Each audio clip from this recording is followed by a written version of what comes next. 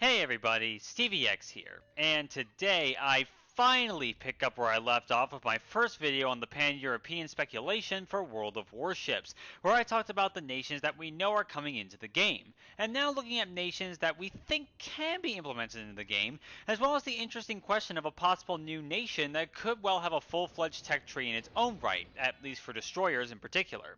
So for a brief recap, about 8 months ago or so, Wargaming announced a new pan-European tech tree to come in the future for World of Warships along the same lines as the Pan-Asia branch and the Pan-American branch, which I documented before. In this reveal, Wargaming announced that 3 nations have already been confirmed for this tech tree: Poland, the Netherlands, and Austria-Hungary, and so far that means we now have 3 ships in the game in this branch, albeit not quite in this branch by name yet. And that would be the Polish Tier 7 destroyer, Błyskawica, the upcoming work in progress Tier 4 or 5 or whatever it is this week, Austro-Hungarian battleship Vibrius Unitas, and one ship that I actually mentioned in my previous video, which was recently revealed, the Tier 9 Dutch destroyer Friesland. And if you want to have a look and see what possible other ships we could see from these nations, feel free to check out my first video in the Pan-European tree, which I'll link below in the description. In any case, since we have a basis on what we're going to be working with, let's continue with speculation on the Pan-European branch with the nations we could see. And just like the Pan-American videos I've done, I'll look at cruisers, battleships, and aircraft carriers today, and then in the next video I'll go over speculation for a Pan-European destroyer line, along with an analysis of a possible DD line for another group of nations that could work in-game, which I'll get to later on in the video. In any case, what are these countries that we'll talk about today? Well, the countries I have found that have possible ships of all classes are as follows: Greece, Spain, Portugal, Yugoslavia, Denmark, Norway, and Sweden. However, of the nations I've listed there, the only ones that have ships that I will mention today are Greece, Spain, Denmark, and Sweden, while the rest are exclusively DDs, which frankly makes up the overwhelming majority of ships that could work in the first place. In any case, let's get started by looking at a nation and a navy that, while fairly new in its modern form, which was established in the 1820s, it has a naval tradition that stretches back over 2.5 millennia, and that would be Greece and the Hellenic Navy, called as such since the proper name of the country actually is Hellas, or the Hellenic Republic, with the name Greece coming from the Latin name Graecia from when Greece was part of the Roman Empire.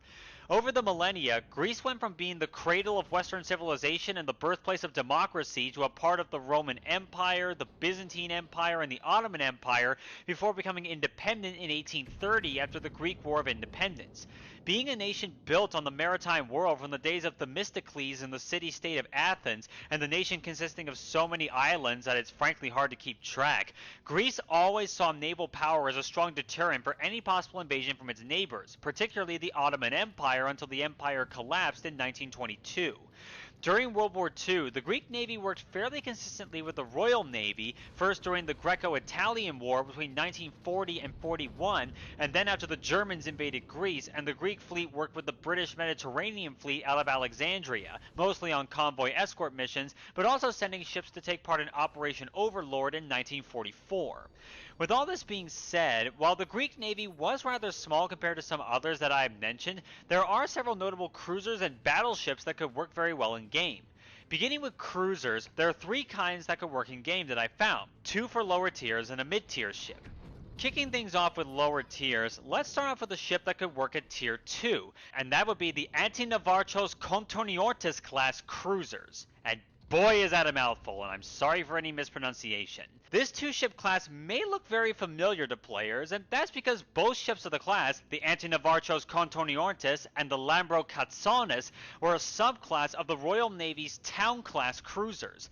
Laid down specifically for the Greek Navy in 1914, the ships never got a chance to serve with the Greeks, as when World War I broke out, the Royal Navy purchased the ships after they were launched in 1915, and they were renamed as HMS Birkenhead and HMS Chester, and they would both serve throughout the war, took part in the Battle of Jutland in 1916, and were scrapped in 1921. For those familiar with the 1910 town-class cruiser that we already have in game, namely the Tier 2 tech tree British cruiser HMS Weymouth, it's rather similar in many regards, though with several notable differences. Main armament is one of them, in fact, as she doesn't carry the 8 152mm guns that the Weymouth does. Instead, she carries 10 140mm guns in single mounts. She also has no secondary guns, and AA guns, which would be mostly useless at Tier 2, unless you fail division with a Tier 3 ship and you're punished by the matchmaker gods, were two 47mm 3-pounder AA guns. What's also interesting is that she also mounts two 533mm torpedo tubes, which, as a side note, those torps were actually on the HMS Weymouth in real life, but they're not modeled in game for some reason. Armor goes up to 51mm laid upon 25mm of plating, and she had between 9.5 and 38mm of deck armor and 102mm on the conning tower. Top speed, 25.5 knots. So, while it may be easy to say that this would be a Tier 2 ship, there is an argument to be made about possibly placing this at Tier 3, especially if the guns allow for better DPM than her British tech tree counterpart, and if the torpedo tubes are modeled, which I think they could to make her that bit different. So, now that we've got the ball rolling, let's take a look at what is arguably the most famous ship in the history of the Greek Navy, and that is the armored cruiser Georgios Avarov.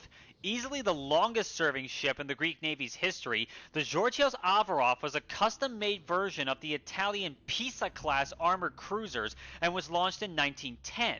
She served as the flagship of the Greek fleet during the First Balkan War, where she became famous during the decisive Greek victory over a larger Ottoman fleet at the Battle of Ely in 1912.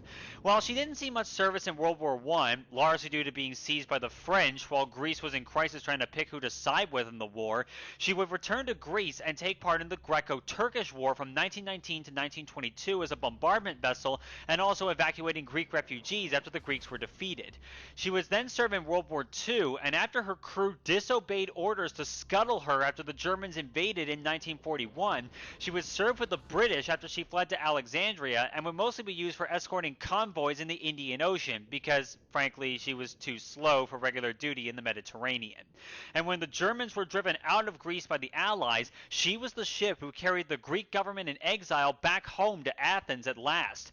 She was decommissioned in 1953, and after being laid up, she was restored as a museum ship in 1984, and she's currently on display at the port of Faliro just outside of Athens, and she's the only example of an armored cruiser remaining in the world today. Now, I mentioned the topic of armored cruisers in my last video, where I discussed the Austro-Hungarian armored cruiser Sankt York, and this ship would probably be one of the best examples to put in the game to try out this type of ship, which is essentially a pre-dreadnought equivalent of a battle cruiser.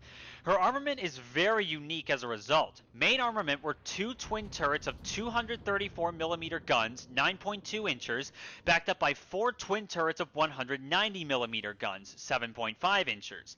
Secondaries were originally 16 single 76mm guns and 4 single 47mm guns.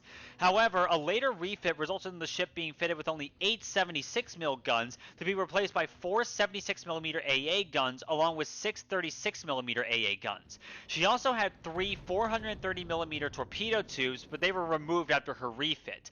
Armor goes up to 200mm on the belt, up to 40 on the deck, between 175 and 234mm on the turrets, and up to 180mm on the barbettes and conning tower.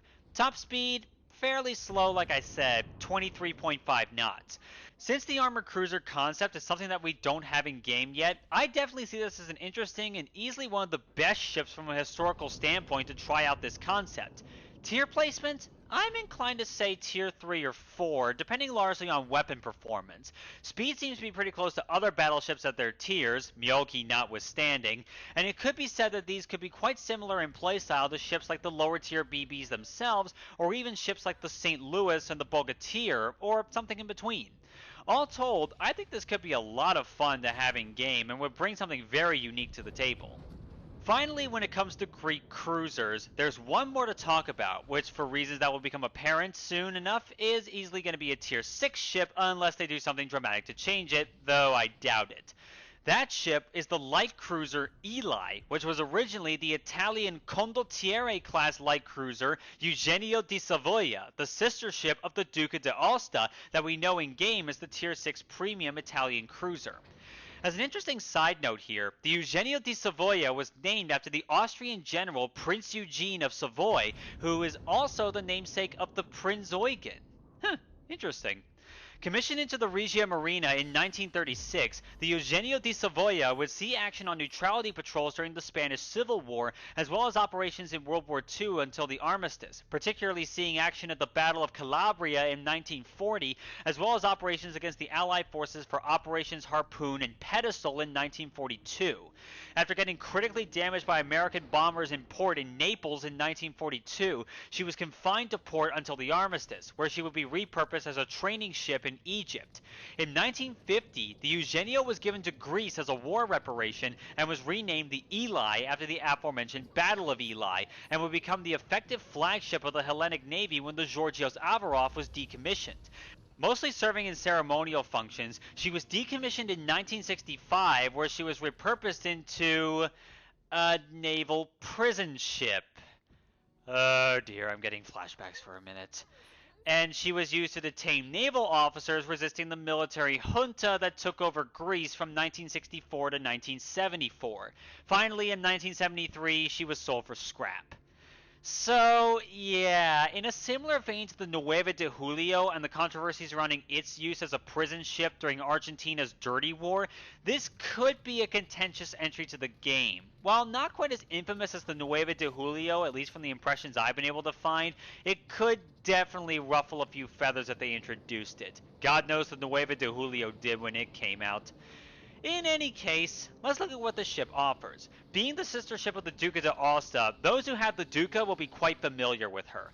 Main armament are 4 dual mounts of 152mm guns, along with 6 533mm torpedo tubes.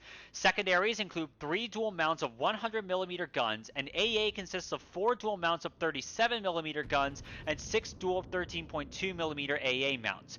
Armor is pretty weak, but if you play the Duca d'Aosta, it's something you've come to expect. She has up to 70mm of armor on the belt, 35 on the deck, 90mm on the turrets, and 100mm on the conning tower, so very definitely a glass cannon. Top speed, though, pretty good. 36.5 knots. So this is certainly one that, while pretty much a carbon copy of the Duca d'Aosta, is very comfortable at tier 6 and could be considered if they go down this route, though there is a fair share of baggage that would come with putting this one in the game, especially if the story of the Nueve de Julio is anything to go on for a similar situation. Okay, that was kind of a sour note to end on for cruisers, but now let's take a look at perhaps an unexpected topic: Greek battleships. Yep, the Greeks actually had battleships, 2 in actual service and 2 more in the shipyards, only to be cancelled during the First World War. And the 2 that actually saw completion fall into a very underrepresented category of BBs, pre-dreadnoughts, and American pre-dreadnoughts at that. Namely, we have the Kilkis and the Limnos, formerly the U.S. Navy pre-dreads USS Mississippi and USS Idaho, respectively. The final class of pre-dreadnoughts built for the U.S. Navy, as they were completed in 1908, just as the first American dreadnoughts, the South Carolina class, was being laid down in the yards. They were already being outclassed by the same time they were completed, and unfortunately neither were able to sail with the Great White Fleet, which was already well on its way around the world when they were completed. The 2 ships only saw service in the U.S. for 6 years, from 1908 to 1914, and were mostly active in operations in Cuba and the Caribbean at that time, as well as Idaho taking part in the occupation of Veracruz in 1914. Not long after, with the ships long obsolete at this point, as the first 5 classes of U.S. Navy dreadnoughts, the South Carolina, Delaware, Florida, Wyoming, and New York classes becoming the U.S. Navy's new battle line, the 2 ships were sold to the Greeks to essentially serve as an interim solution to the problem that the Ottoman Navy had recently purchased a pair of old German pre-dreadnoughts for their fleet, and these ships were a stopgap solution before the Greeks could get their hands on a pair of dreadnoughts, one from France and one from Germany, both of which would never come, and I'll discuss that later. In any case, both ships became the most powerful ships in the Greek fleet, but would see limited service in World War I. Both ships would, however, see action in both the Allied intervention in the Russian Civil War in 1918 and the Greco-Turkish War from 1919 to 1922. Afterwards, they would be decommissioned in 1932, with the Kilkis becoming a training ship and the Limnos becoming a barrack ship. Despite being demilitarized as a result of the conversions, both ships were sunk by German bombers while in port in Salamis during the German invasion of Greece in April 1941 and were scrapped after the war.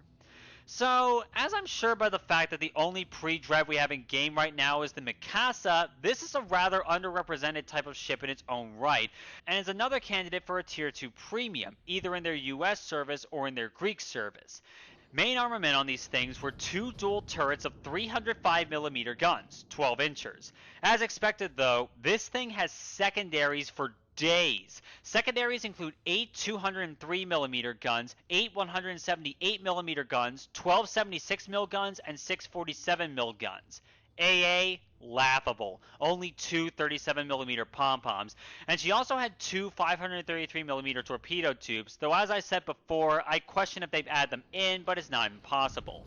Armor goes up to 229mm on the belt and conning tower and 305mm on the turrets.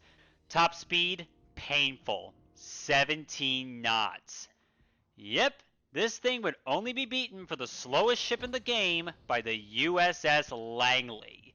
Have fun trying to get to places. That issue aside, for a Tier 2, this could well be a very interesting addition, either as an American or Greek ship, and I personally think that pre-dreads definitely need more representatives in game than just the Mikasa, and this could well be an interesting one to consider. As I mentioned before though, those two ships were only a stopgap measure taken by the Greeks before they could get their hands on the next two ships to talk about, a pair of dreadnought battleships, one built in France and the other from Germany. The French one will definitely come off as something familiar, while the German one is rather unique. The familiar one was to be known as the Vasilevs Konstantinos, and judging by the picture you're seeing of her, you might be confused. Isn't that the Britannia, the Tier 5 French BB? Yes. It is, because that's what it is. The Konstantinos was essentially supposed to be the fourth of the Britannia-class dreadnoughts, but built specifically for the Greeks, though not much different from her sisters.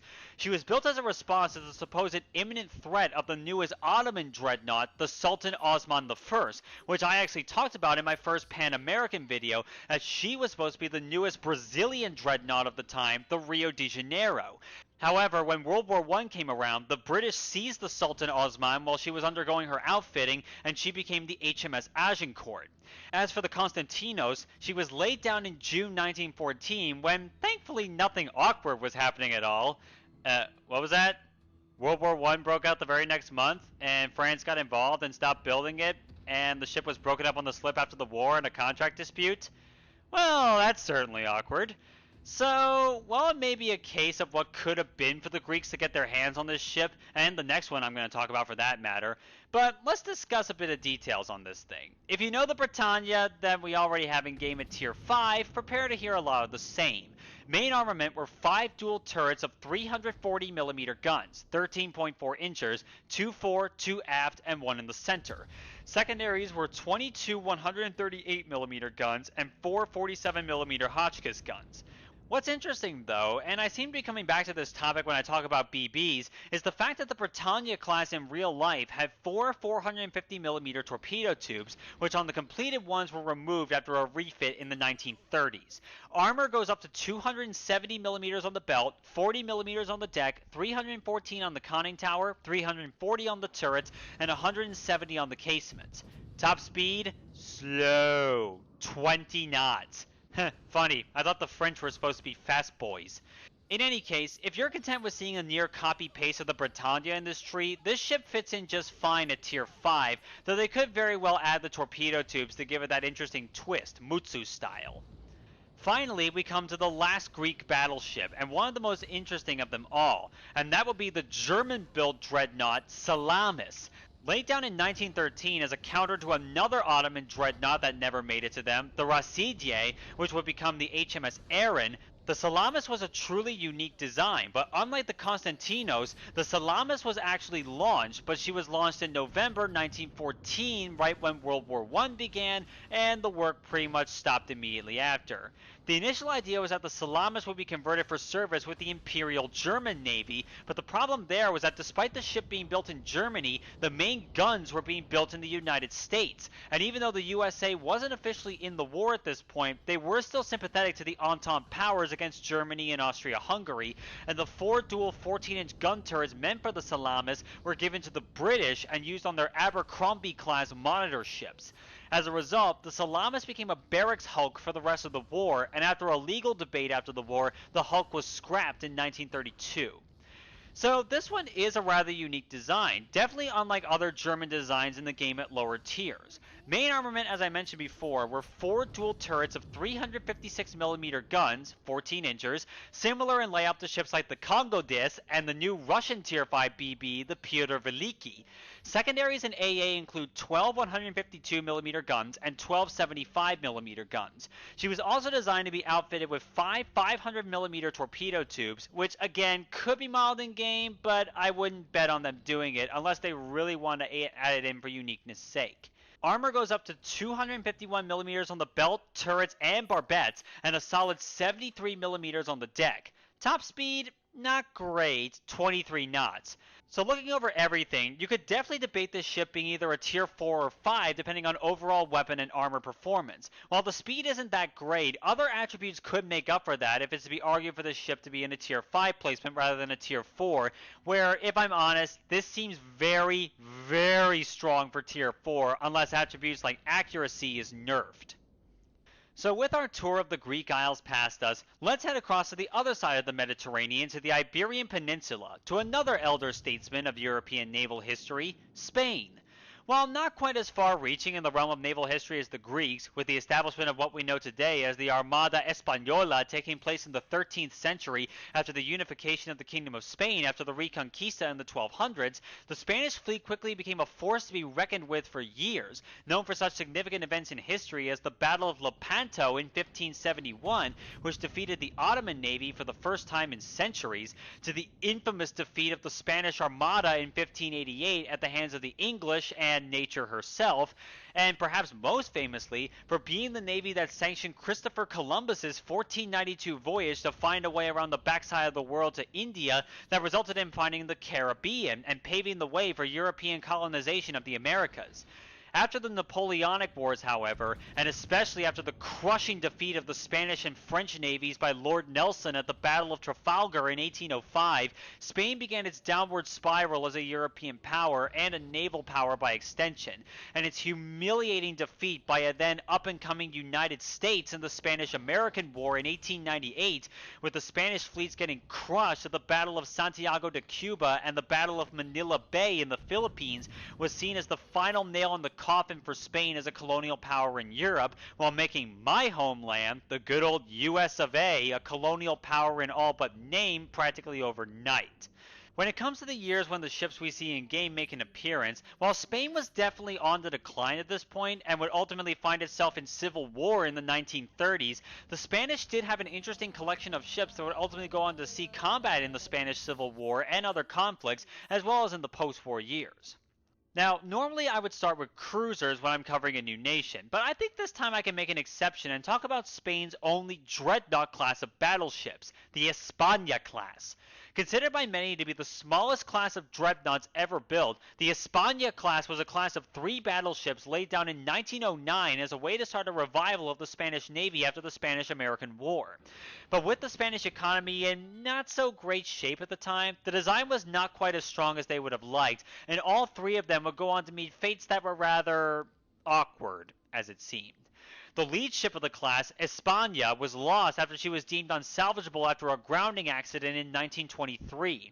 The second ship, originally named Alfonso XIII, was renamed as the España in 1931 when the ship's namesake, King Alfonso XIII, was sent into exile and the Second Spanish Republic was formed. After initially being commandeered by Republican forces in the Spanish Civil War, she was eventually handed over to Francisco Franco's nationalist forces, where she served as a bombardment and commerce raiding ship. However, she would be sunk in April 1937 when she accidentally hit a friendly mine. Oops. Finally, the last ship of the class, Jaime I, would fight with the Republicans exclusively during the Civil War, only to be sunk by an internal explosion in June 1937. Looking at the ships themselves, we certainly have an interesting ship on our hands for a Tier 3 battleship. Main armament includes 4 dual mounts of 305mm guns, 12 inches, mounted with a turret fore and aft and a wing turret on each side, similar to the German Kaiser class, though it would appear that all 8 guns could be drawn to a broadside possibly, though the firing angles wouldn't be all that great. Secondaries include 20 102mm guns and 4 37mm 3-pounders and 2 machine guns, which could well be used as AA mounts. Armor goes up to 203mm on the belts and turrets, 38mm on the deck, and 254 on the conning tower. Top speed, pretty slow, 19.5 knots, but still faster than the South Carolina, somehow. In the end, though, we have a very unique and historic ship that could serve well to bringing the Spanish naval history into the game. However, before I move on to the cruisers and an aircraft carrier, yes, really, there is something else in the battleship department for me to discuss, and that will be the proposed successor to the España class, the Reina Victoria Eugenia class battleship design. Built as an all-around better version of the España, this was to be a class of 3 British-built battleships to be built beginning in 1914, when totally nothing interesting was going on at all, except for that thing where Britain got involved in that First World War and the plan was ultimately cancelled. Oops. Regardless, Wargaming, being no stranger to paper designs of course, could well bring this design to life, and it's a fairly unique one that I see as an interesting Tier 4 battleship. Main armament includes 8 British 343mm guns, 13.5 inches, similar to the ones on the British Orion and Iron Duke class battleships, and she would have 20 152mm secondary guns. Armor figures are hard to come by, but I see it likely that she'd be either similar to the España or possibly the Orion class, so either really good or really in the armor department. Top speed, 21 knots, on par with US BBs. An interesting idea that we never got to see, and hopefully we could see with the help of Wargaming Magic. I mean, hey, if they could design the Vladivostok using only a gun turret as a reference, then this thing should be a snap. And while I'm knocking things out of the way before we get to the bigger topic of Spanish cruisers, there is in fact an aircraft carrier that served with the Spanish Navy that could possibly work in game, likely as a Tier 8 premium.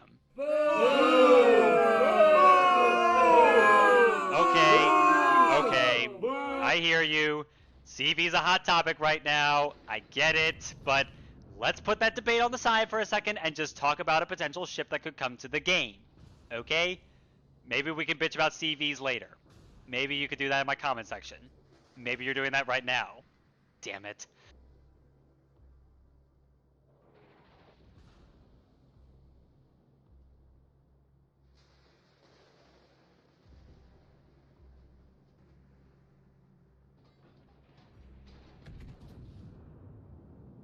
It was at this moment that he knew. He fucked up.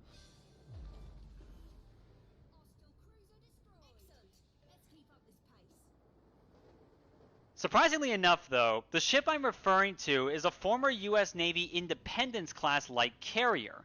Yep, an Independence class, the ship that used to be the Tier 6 tech tree carrier in the US line. This ship, the Daedalo, or Daedalus, was the former U.S. Navy Independence-class carrier USS Cabot, which in its previous life participated in the battles of the Philippine Sea and Leyte Gulf in 1944. After being mostly used as a training ship in the late 40s and early 50s, she was loaned and eventually sold to the Spanish Navy in 1967 and became the flagship of the Spanish Navy until she was decommissioned in 1989 and the new home-built carrier, Príncipe de Asturias, took her place as the new Spanish flagship. So, as you may expect, my reasoning for this ship being a Tier 8 would be based on a similar idea to what we have with the Saipan, a tiny hangar with small squadrons but with Tier 10 aircraft.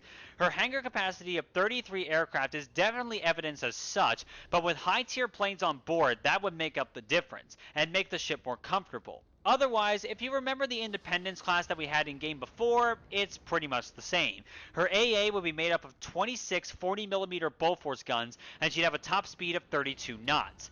So this one I'd see as a big maybe for being included, but I wouldn't say it's completely impossible. However, I would certainly leave its feasibility up for debate, so feel free to let me know what you think about this one. Alright, let's move on to Spanish cruisers, which would easily consist of the most famous fleet units during the Spanish Civil War. Though most were based off of British designs, there seems to be unique features on all of them to make them distinct from their British cousins, and there's one that's unlike any in the British line so far. To kick things off though, let's take a look at an older ship that served quite a long time with the fleet, and that would be the light cruiser Navarra. Originally named the Reina Victoria Eugenia, this light cruiser was largely based on the Royal Navy's town-class cruisers under the skin, though outward appearances certainly don't show it. When the Spanish monarchy was overthrown and the Second Spanish Republic was born, this ship, named after the wife of the exiled King Alfonso XIII, was renamed the Republica, but was seized and was used by nationalist forces during the Spanish Civil War, and was renamed again to the Navarra in 1936. Though her service in the Civil War was rather limited due to her comparatively slow speed compared to some of the cruisers I'll talk about later, she was used as a training ship after the war and was decommissioned in 1956. Looking over her, we have a very interesting ship that could very well work at Tier 3. Main armament were 9 152mm guns in single mounts and 4 533mm torpedo tubes. Secondaries included 4 47mm 3-pounders, and AA included 4 88mm AA guns after a refit that resulted in the torpedoes being removed. Armor is also not a strong point either, but I don't think that was expected in any case, with up to 76mm on the belt and deck and 152mm on the conning tower, so yeah, British armor if you couldn't tell. Top speed, 25.5 knots. Not bad for low tiers, but I wouldn't call it great either. Overall, this is a fairly interesting design that could fit very well at Tier 3, and could fit in a style similar to the Caledon at that tier, though with some differences that make her unique to play. Moving on up, let's cover a class of ships that present for the third time in this series a class of 2 ships with very different armament characteristics, and that would be the Blas de Lezo class light cruisers. Based in large part on the Royal Navy's C-class cruisers, the Blas de Lezo class were built as an all-round improvement over the Navarra, and it certainly was. Now, when it comes to differences in armament between the Blas de Lezo and her sister, the Méndez Núñez, they don't appear immediately when they were built. Originally, they sported an armament consisting of 6 152mm guns in single mounts, along with 4 triple 533mm torpedo launchers and 4 47mm 3-pounder secondaries. Also being based on the British C-class, expect more of that typically British armor layout, 76mm on the belt, 24 on the deck, and 152 on the conning tower. Top speed is definitely an improvement though at 29 knots. However, the Blas de Lezo was sunk after a grounding accident in 1932, and the Méndez Núñez was interned with the French during the Spanish Civil War, but in 1944, the Méndez Núñez was refitted as an anti-aircraft cruiser and would be classified as such until she was decommissioned in 1963. Her refit equipped the Núñez with 8 single mounts of 120mm guns meant for heavy AA duty, backed up by 8 37mm flak guns and 8 German 20mm light AA guns, all the while retaining the torpedo armament, armor, and maneuverability performance. So, depending on various performance factors, I'd say it's possible that the Blas de Lezo could be a Tier 4, while the Méndez Núñez could be a Tier 5, and especially in the latter case, this could be very interesting, perhaps a sort of mini Atlanta, and I'm sure she'd make the lives of CVs a living hell in any case. So after that one, let's get to one of the 2 most famous classes of Spanish cruisers, starting with possibly the most famous, the Almirante Cervera class light cruisers. Based in large part on the British Emerald class, yes, I know, Emerald is trash, worst Tier 5 cruiser, blah blah blah blah, shut up, that's not important. Again, bitch about it in the comments, please. This class of 3 ships, Almirante Cervera, Príncipe Alfonso, and Miguel de Cervantes, were built in the late 1920s and would go on to serve with distinction on both sides of the Civil War. The Príncipe Alfonso, in fact, was the ship that carried King Alfonso XIII into exile in Italy in 1931 when the Second Republic was formed.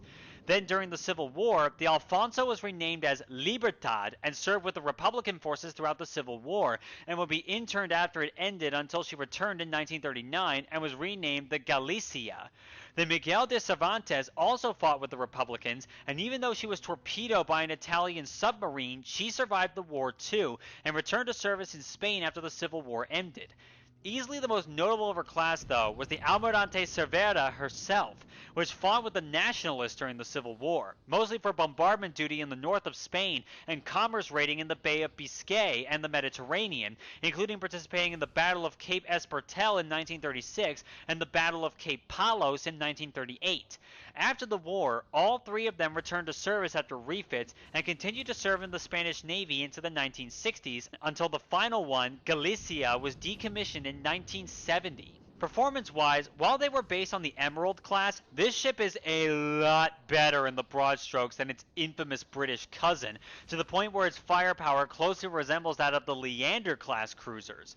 Main armament were 8 152mm guns, though in terms of configuration, there are two different ways the guns were laid out. One of these layouts had the guns laid out in a Leander-esque style of 4 dual turrets, and another had them in 3 dual turrets and 2 single turrets. Otherwise, they all had 4 triple mounts of 533mm torpedo tubes and a secondary armament consisting of 4 102mm guns and 3 47mm guns. Armor, well, if you've seen the Emerald and the Leander, you know it's coming. 76mm on the belt, up to 51 on the deck, and 152mm on the conning tower. Top speed, 33 knots. So while the history says it's based on the Emerald, it's pretty easy to see that this ship is definitely more suited to Tier 6 due to her stronger gun and torpedo power, with gun power on par with the Leander and a torpedo armament that can outclass most other cruisers at mid-tiers. Finally, though, let's get to the strongest cruisers during the Spanish Civil War, and easily the most unique of all of them compared to the nation that they drew inspiration from. And that would be the Canarias-class heavy cruisers. Yep, a British heavy cruiser design. Based in large part on the Royal Navy's County-class heavy cruisers, the two ships of the class, Canarias and Baleares, were completed right on the eve of the Spanish Civil War, where they both served with the Nationalists. The Baleares was sunk about a year after she was completed at the Battle of Cape Palos in 1938, but the Canarias was the flagship of the Nationalist forces throughout the war, taking part in the Battle of Cape Espartel mere weeks after she was commissioned in September 1936, and also in the Battle of Cape Machichaco later that year, and even helped search for survivors of the Bismarck in 1941. After the war, Canarias continued as the flagship of the Spanish Navy during the Francoist era until the aircraft carrier Daedalo joined the fleet in 1967, and she was decommissioned in 1975. Given the fact that the only British cruiser we have in game so far is the Exeter at Tier 5, this one, based on the County class, is a natural successor to the Exeter, and her overall characteristics will place her as a Tier 6 or 7 ship. Main armament includes 4 dual mounts of 203mm guns, similar to ships like the Algerie and the Admiral Hipper, but again with a stronger torpedo armament, made of 4 triple 533mm torpedo tubes. Secondaries include 8 119mm guns, and AA include 12 40mm guns and 3 20mm guns. Armor, though, is still pretty weak, with only 51mm of belt armor with 102 around the magazines, and 38mm on the deck, and 25 on the turrets and conning tower. Have fun getting your turrets penned, I guess. Top speed, 33 knots. So while it may be easier to judge this one once we get a County-class cruiser in either a British form or Commonwealth form, since a few served in Australia, which seem likely to appear first, in any case, this is certainly an interesting class of ship, and it could well be a very unique and fun class of heavy cruiser to get in game. So with the big two topics of the video taken care of, let's take a look at the final two nations I mentioned before with regard to capital ships, Denmark and Sweden. Though what could be interesting here is the idea of a Scandinavian nation branch and the potential of a Scandinavian DD tech tree along with other ships. Since we don't have any ships from the countries of Scandinavia, Denmark, Norway, and Sweden, Finland doesn't count for too many technicality reasons for me to go into, the possibility definitely exists for such a tech tree, and while mostly Swedish, a destroyer line could very definitely be made from those countries, along with no less than 4 classes of cruisers. So let's kick things off by checking out the representative of the smallest nation of the 3 kingdoms of Scandinavia by area, Denmark. While it is true that the naval history of Denmark and Scandinavia as a whole could easily be summed up with the word Vikings, at least to most people, the Royal Danish Navy as we know it today wouldn't take form until the early 1500s, and mostly be known for its efforts in the Great Northern War against Sweden in the early 1700s, and in the Napoleonic Wars against the British in the early 1800s. After the Napoleonic Wars, though, the Danish Navy was not the power it once was, and shifted from spreading budding colonial ambitions to a more self-defense attitude, particularly after the Kingdom of Denmark-Norway peacefully split, and their navies was split after the creation of the Royal Norwegian Navy to defend the new Kingdom of Norway. The Danish fleet was relatively underpowered, though was on a road to recovery by the time the First World War broke out, but it was still rather small and wouldn't be able to expand too far after the Great War. As such, there really is only one capital ship for the Danes that could fit relatively well into World of Warships, and even then, I'd see it as a low-tier premium. That ship would be the training cruiser HDMS Niels Juel. Originally designed as a monitor-type coastal defense ship, similar to other coastal defense battleships that served for the Danes and other Scandinavian fleets as capital ships, her construction was slowed greatly since she was laid down in 1914, right when that crazy First World War thing broke out, and this rather small 3,800-ton ship would take 4 years to be launched after she was redesigned as a cruiser with a primary duty of gunnery training.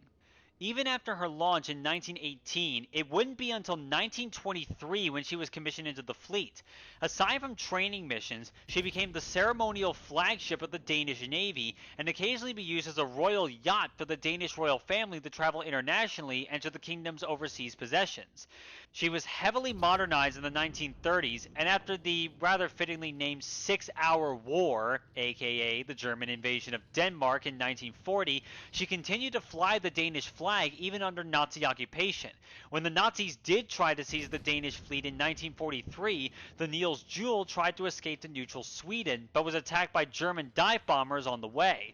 This led to her crew taking a page out of Nautzer's book and running the ship aground to prevent the Germans from being able to use her. It turned out there was very little damage to her, and they were easily able to press her into service. She was renamed the Nordland and was still used as a training ship until she was scuttled by the Germans as they retreated in May of 1945. Her wreck was salvaged and scrapped in 1952.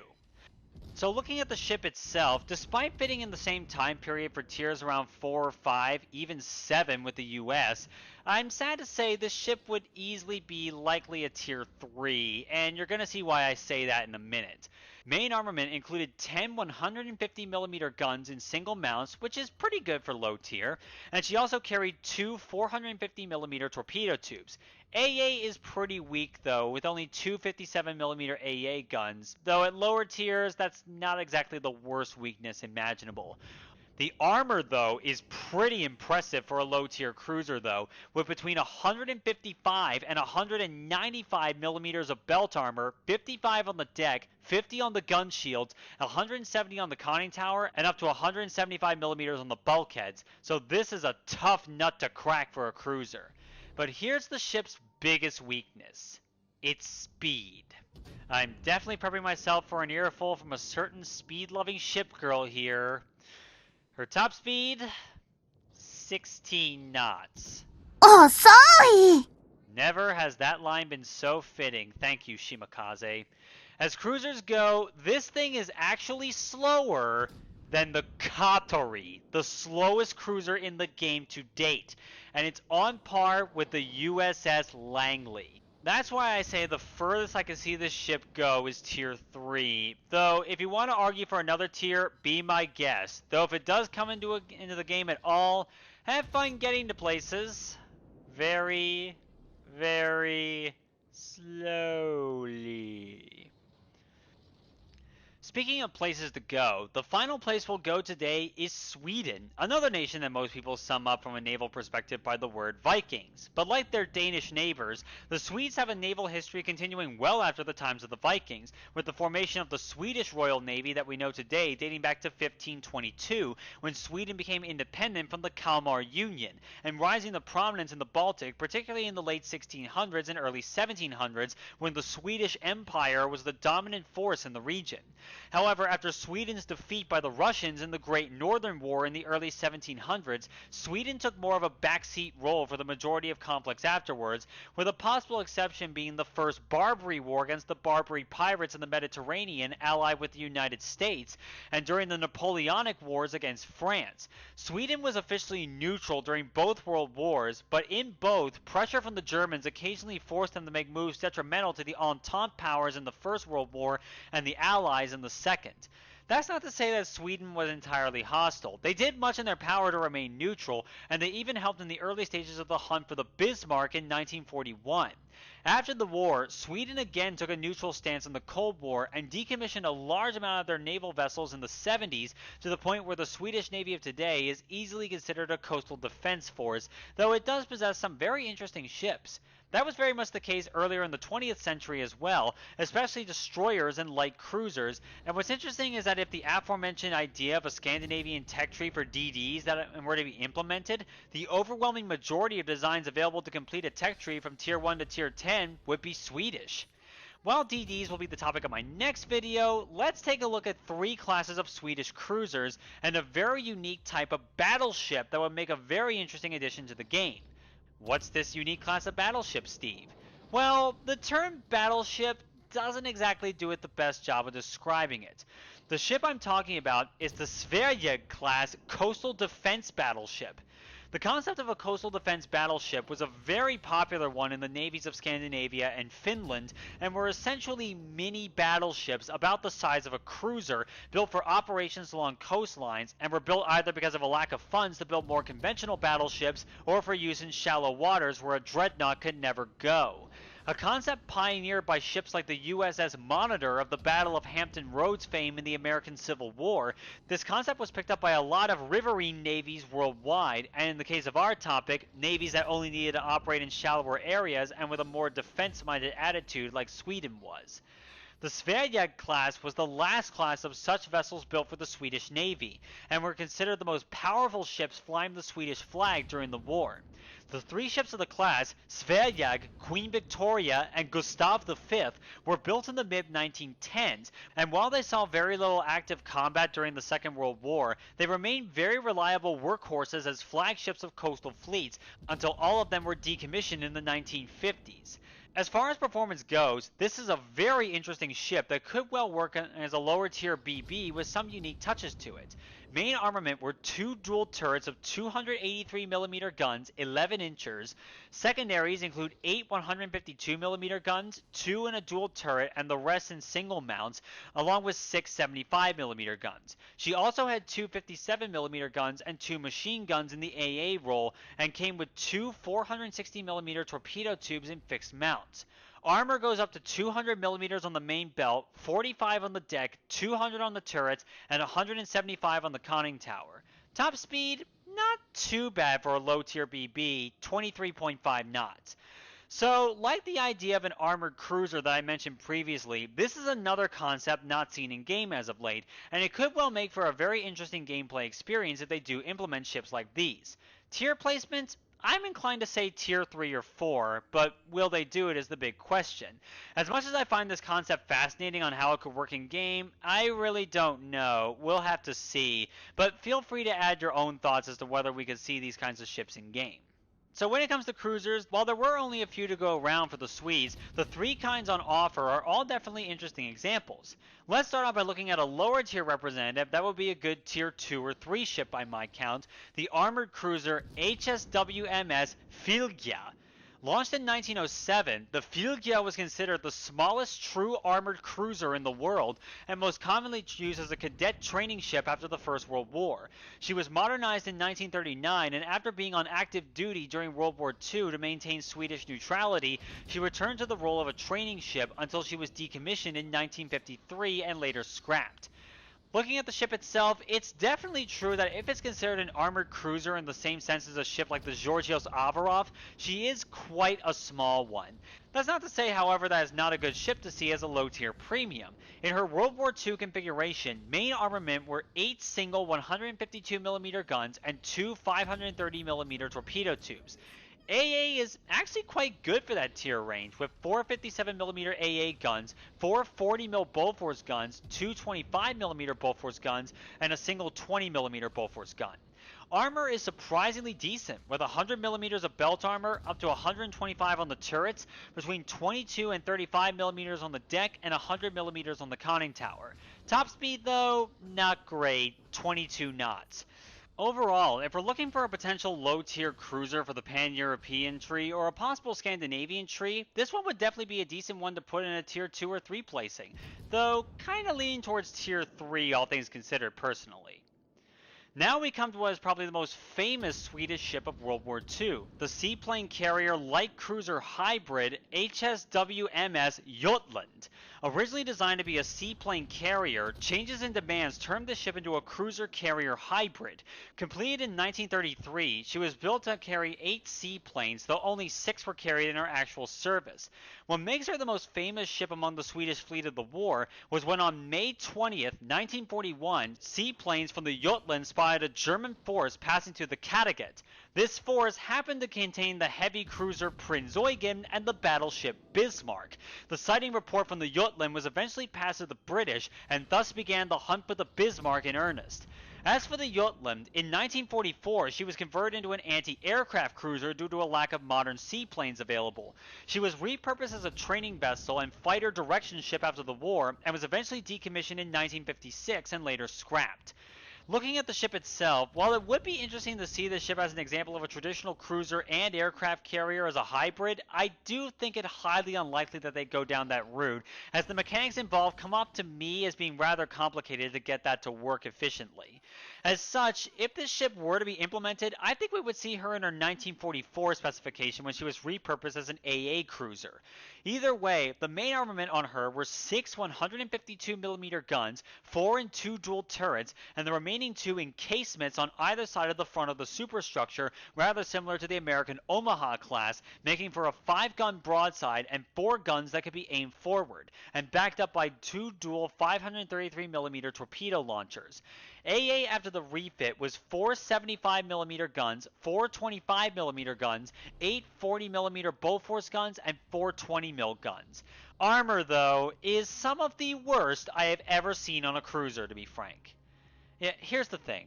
We know that the British cruisers with their 76mm of belt armor is pretty squishy. I mentioned the Dutch cruiser De Ruyter in my previous video, which had 50mm of belt armor. You might not believe me when I say this, and honestly, when I first read this, I couldn't believe it either. The best belt armor on the Jutland? 24mm.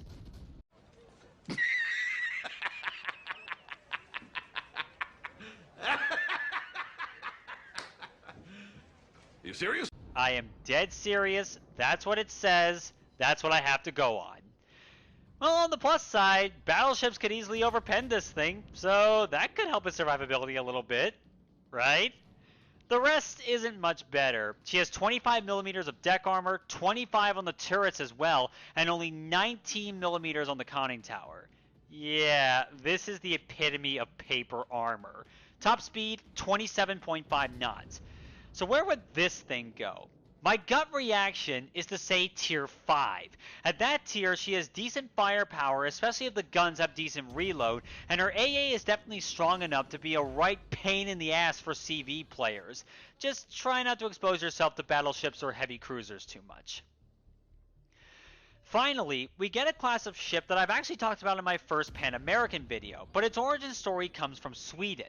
This was the Tre Kronor class light cruisers, or 3 Crowns.